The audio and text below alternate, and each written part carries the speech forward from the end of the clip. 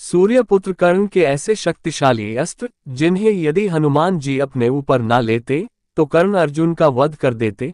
तो चलिए जानते हैं आखिर कर्ण के यह महाशक्तिशाली अस्त्र कौन से थे जिन अस्त्रों से अर्जुन की रक्षा स्वयं हनुमान जी को करनी पड़ी। आगे बढ़ने से पहले हमारे चैनल को सब्सक्राइब अवश्य करें। महारथी कर्ण महाभारत युद्ध के ऐसे योद्धा थे जिन्हें अपने जीवन काल में बार बार अपमानित होना पड़ा।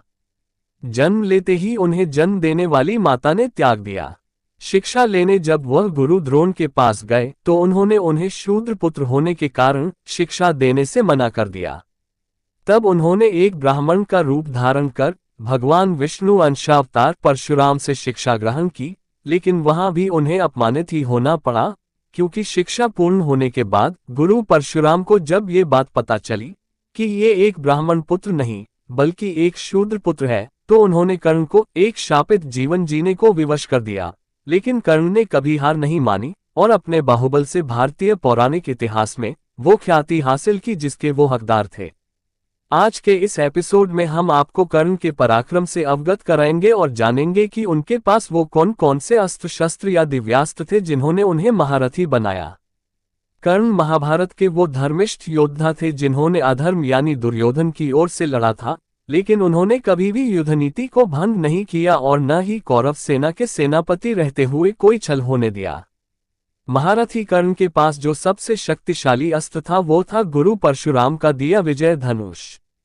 हिंदू धर्म शास्त्रों के अनुसार पौराणिक काल में दिव्यास्त्रों के संदर्भ में के संदान के लिए एक दिव्य धनुष की आवश्यकता होती थी, क्योंकि साधारण धनुष से दिव्यास्त्रों का संदान नहीं किया जा सकता था। कर्ण का ये धनुष भी एक दिव्य धनुष था जिसे उनके गुरु परशुराम ने उन्हें दिया था। दरअसल गुरु द्रोणाचार्य ने शूद्र पुत्र होने के कारण कर्ण को शिक्षा देने से मना कर दिया, तो वो अस्त्र शस्त्र की शिक्षा पाने के लिए एक ब्राह्मण पुत्र बनकर गुरु परशुराम के पास पहुंचे, क्योंकि उन्हें डर था कि कहीं शूद्र पुत्र होने के कारण परशुराम भी उन्हें अपना शिष्य बनाने से मना न कर दें। ब्राह्मण के वेश में ही कर्ण ने परशुराम से अस्त्र शस्त्र का ज्ञान तो प्राप्त कर लिया, लेकिन एक दिन जब कर्ण की शिक्षा पूर्ण हो चुकी थी तभी उनके गुरु को पता चला कि कर्ण किसी ब्राह्मण का पुत्र नहीं बल्कि एक शूद्र पुत्र है।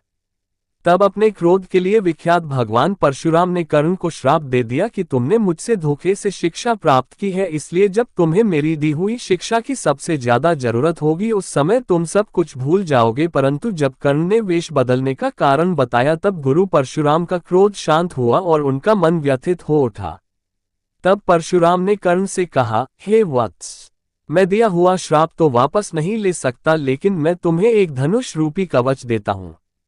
जब तक ये धनुष तुम्हारे हाथों में रहेगा तब तक तीनों लोकों का कोई भी योद्धा तुमसे जीत नहीं पाएगा। गुरु परशुराम के इसी धनुष का नाम विजय धनुष था। कर्ण ने अपने इस धनुष का इस्तेमाल या तो दिव्यास्त्र चलाने के लिए किया या फिर अर्जुन के साथ युद्ध करते समय। बाकी के सारे समय वो एक साधारण धनुष से ही कुरुक्षेत्र में युद्ध करते रहे। महासर्प अश्वसेन नाग। महाभारत युद्ध के 17वें दिन अर्जुन और कर्ण के बीच युद्ध चल रहा था। तभी कर्ण ने एक बाण अर्जुन पर चलाया जो साधारण बाण से अलग था। इस बाण को अर्जुन की ओर आता देख भगवान श्री कृष्ण समझ गए कि वो बाण नहीं बाण रूपी अश्वसेन नाग है। तब उन्होंने अर्जुन को बचाने के लिए अपने पैर से रथ को दबा दिया। भगवान श्री कृष्ण के ऐसा करने से रथ के पहिए जमीन में धंस गए, साथ ही रथ के घोड़े भी झुक गए। तब वो बाण रूपी अश्वसेन अर्जुन की जगह अर्जुन के मुकुट पर जा लगा। वार के खाली जाने के बाद अश्वसेन कर्ण की तरकश में वापस आ गया और अपने वास्तविक रूप में आकर कर्ण से बोला, हे अंगराज, इस बार ज्यादा सावधानी से संग्राम करना। इस बार अर्जुन का वध होना ही चाहिए, मेरा विष उसे जीने न देगा। तब कर्ण ने उससे पूछा कि आप कौन हैं और अर्जुन को क्यों मरना चाहते हैं। तब अश्वसेन ने कहा, मैं नागराज तक्षक का पुत्र अश्वसेन हूं। मैं और मेरे माता पिता खांडव वन में रहा करते थे। एक बार अर्जुन ने उस वन में आग लगा दी, जिसके बाद मैं और मेरी माता आग में फंस गए। जिस समय वन में आग लगी उस समय मेरे पिता नागराज तक्षक वहां नहीं थे। मुझे आग में फंसा हुआ देख मेरी माता मुझको निगल गई और मुझको लेकर उड़ चली, परंतु अर्जुन ने फिर मेरी माता को अपने बाण से मार गिराया, लेकिन मैं किसी तरह बच गया। जब मुझे ये बात पता चली कि मेरी माता को अर्जुन ने मारा है, तभी से मैं अर्जुन से बदला लेना चाहता हूँ और इसी कारण आज मैं बाण का रूप धारण कर आपकी तरकश में आ घुसा। इसके बाद कर्ण ने उसकी सहायता के प्रति कृतज्ञता प्रकट करते हुए कहा, हे अश्वसेन, मुझे अपनी ही नीति से युद्ध लड़ने दीजिए। आपकी अनीति युक्त सहायता लेने से अच्छा मुझे हारना स्वीकार है। ये शब्द सुनने के बाद कालसर्प कर्ण की नीति निष्ठता को सराहता हुआ वहां से वापस लौट गया। इंद्रास्त्र या वासावी शक्ति। ये तो सभी जानते हैं कि कर्ण जैसा योद्धा अपनी दानवीरता के लिए जाना जाता है। इसी दानवीरता के फलस्वरूप उसे इंद्र की वासावी शक्ति प्राप्त हुई थी। ये एक ऐसा अस्त्र था जिसे कोई भी अस्त्र काट नहीं सकता था। दरअसल युद्ध के निश्चित हो जाने के बाद इंद्रदेव को अर्जुन की चिंता सताने लगी कि कर्ण के कवच कुंडल रहते मेरा पुत्र उसे परास्त कैसे कर पाएगा, क्योंकि वो जानते थे कि सूर्य देव का दिया हुआ कवच कुंडल जब तक कर्ण के पास है तब तक उसे कोई नहीं हरा सकता। इसलिए इंद्रदेव ने छल का सहारा लिया और एक दिन कर्ण जब सुबह के समय सूर्य देव को जल अर्पित कर रहे थे, तब इंद्रदेव ब्राह्मण का वेश बनाकर उसके पास पहुंचे और कर्ण से उसका दिव्य कवच कुंडल मांग लिया। क्योंकि सूर्य को अर्घ्य देते समय कर्ण से कोई भी कुछ मांगता तो वो मना नहीं करते थे, इसलिए उसने ब्राह्मण रूपी इंद्र को अपना कवच कुंडल दान में दे दिया और फिर उस ब्राह्मण से बोले कि हे ब्राह्मण, आप अपने असली रूप में आ जाइए, क्योंकि मैं जानता हूं कि आप देवराज इंद्र हैं और मैं ये भी जानता था कि आज आप मुझसे कवच कुंडल मांगने वाले हैं। कर्ण के मुख से ऐसी बातें सुनकर देवराज इंद्र उसी समय अपने असली रूप आ गए और बोले कि हे कर्ण, तुम्हें मेरे बारे में किसने बताया, और जब तुम जानते थे तो आज सूर्य को अर्घ्य दिया ही क्यों? तब कर्ण ने कहा कि हे देवेंद्र, मुझे ये सारी बातें मेरे पिता सूर्य ने रात में बताई और मुझे सुबह अर्घ्य देने से मना भी किया, परंतु हे देवेंद्र, अब आप ही बताइए कि मैं अपने धर्म से विमुक्त कैसे हो सकता था।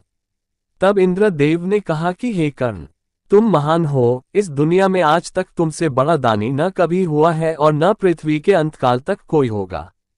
आज के बाद महादानवीर कर्ण नाम से तुम जाने जाओगे। इसके अलावा मैं तुम्हें अपनी वासावी शक्ति भी देता हूँ। इसका इस्तेमाल तुम सिर्फ एक बार कर सकोगे। इसका जिस किसी पर संदान करोगे उसे इस ब्रह्मांड की कोई भी शक्ति नहीं बचा सकेगी। और इसके बाद देवराज वहां से अंतर्ध्यान हो गए।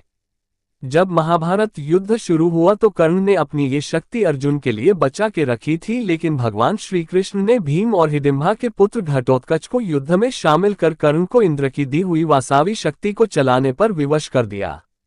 इन तीनों शक्तियों के अलावा कर्ण के पास अग्नेयास्त्र, पाशुपतास्त्र, रुद्रास्त्र, ब्रह्मास्त्र, ब्रह्मशिरास्त्र, ब्रह्मांडास्त्र, भार्गव अस्त्र, गरुड़ अस्त्र, नागास्त्र और नागपाश अस्त्र और भी कई दिव्य अस्त्र थे जिसे मंत्रों से प्रकट कर संदान किया जा सकता था। इन अस्त्रों को चलाने के लिए महारथी कर्ण अपने विजय धनुष का इस्तेमाल किया करते थे। महाभारत युद्ध में जिस समय अर्जुन ने कर्ण का वध किया उस समय कर्ण के हाथ में वो विजय धनुष नहीं था। अगर उस समय उसके हाथ में वो धनुष होता तो अर्जुन कभी भी उसका वध नहीं कर पाता।